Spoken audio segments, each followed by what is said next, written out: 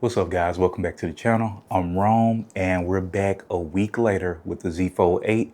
And I know that it's hard to quantify what makes a device worth it for any individual, but what I want to do here is just tell you about my experience with it and hopefully give you a little information to make that decision easier for you, whether that's to go ahead and buy the device or go the complete opposite, run away from it, get as far away as you can from this device. Hopefully this video helps you make that decision, okay? So let's get into it.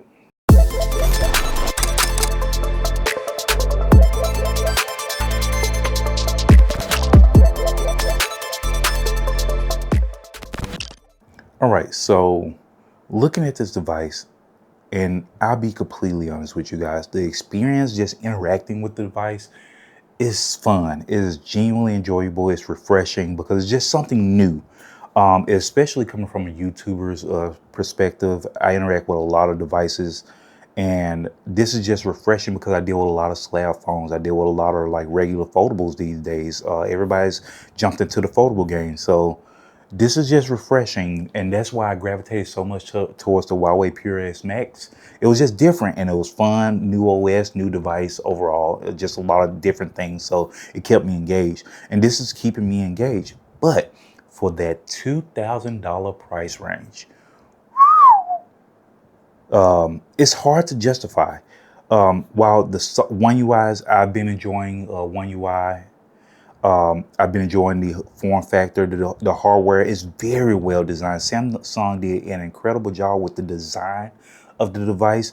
I'm not usually a fan of square devices like the sharp corners and things like that, but they've done a great job with this. Even though they are squared out, they still have this enough roundness to it to make it to where it's not really uncomfortable in hands. So just, it's a joy. It's a joy. But like I said, $2,000 is a lot. And for the average consumer, that's going to be hard to justify for that price range because you're lacking just major components from this. A telephoto camera lens and a large battery. And while I haven't been a fan of Samsung's batteries in the past when I've used them, but it's been about 4 or 5 years since my last Samsung. I was hopeful that the battery life has improved quite a bit. But even with this new silicone battery in here, the battery size is still kind of small, and I'm barely making it through a day. At the end of the day, and I'm a heavy user, I will admit that. I'm an extremely heavy user actually, because I'm testing different things. I'm trying to review the device. But yeah, using this thing from day to day, and at the end of the day, battery is extremely low, extremely low.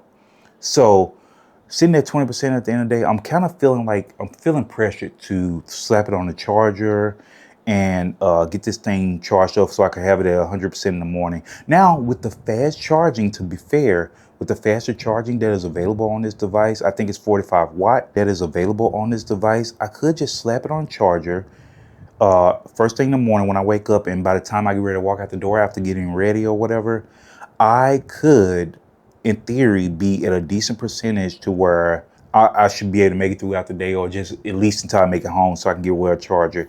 I just don't feel confident. So I'm hoping that what they've done here in the US, where on these devices where they learn your behavior and battery life improves over time, I'm hoping that that kicks in. It just hasn't really kicked in for me within this week of using the device.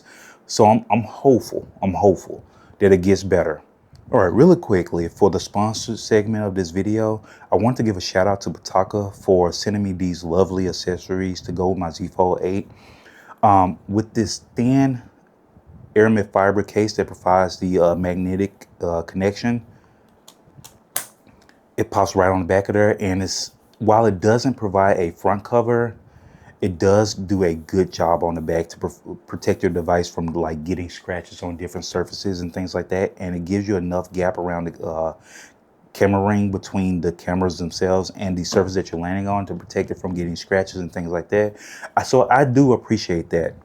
And you get this magnetic ring right here, the MagSafe ring, and then listen to how firmly this thing, how strongly this thing snaps onto here. And then it takes force, like actual force, to pull it off of there, which I really appreciate. So it's strong. You don't have to worry about it just popping off when you're out and about and you're throwing it in your pocket and things like that.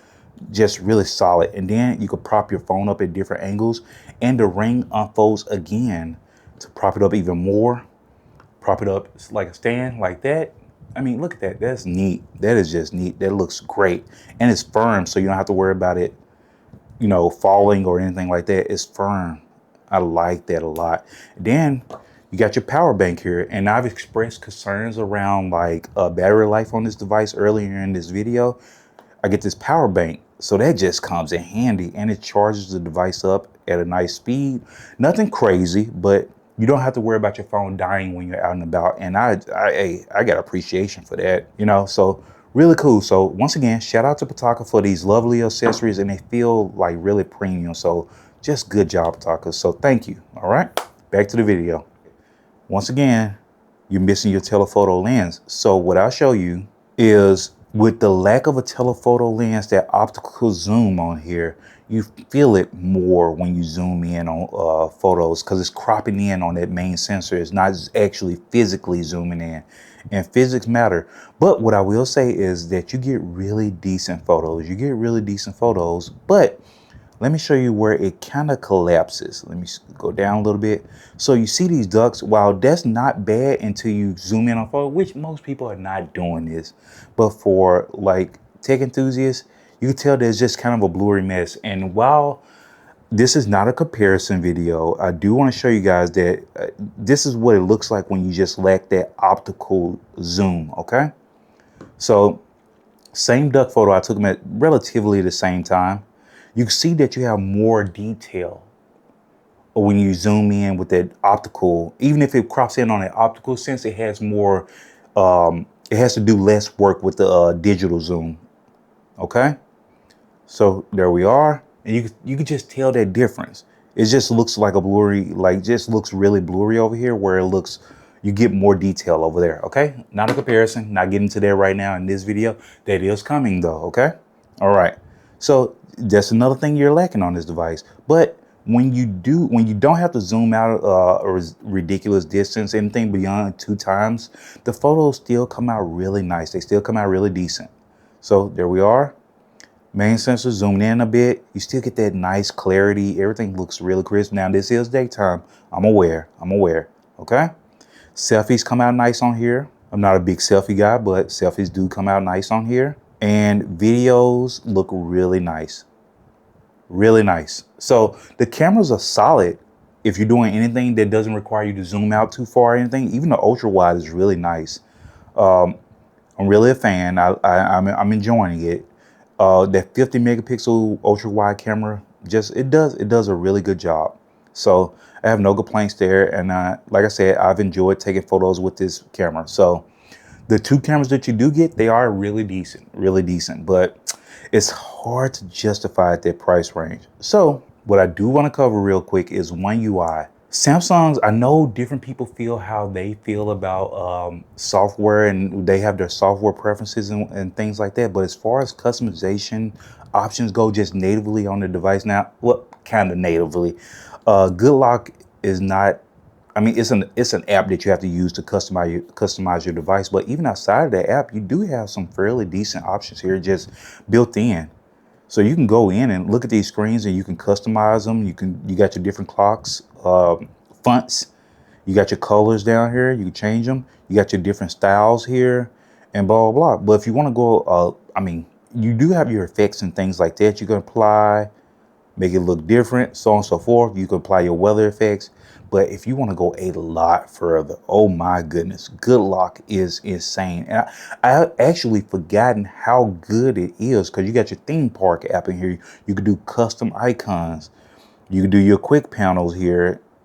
And I haven't even touched that yet, where you can customize your panels and how they lay out and appear and things like that. Just, I mean, insane levels of customization. Keyboard.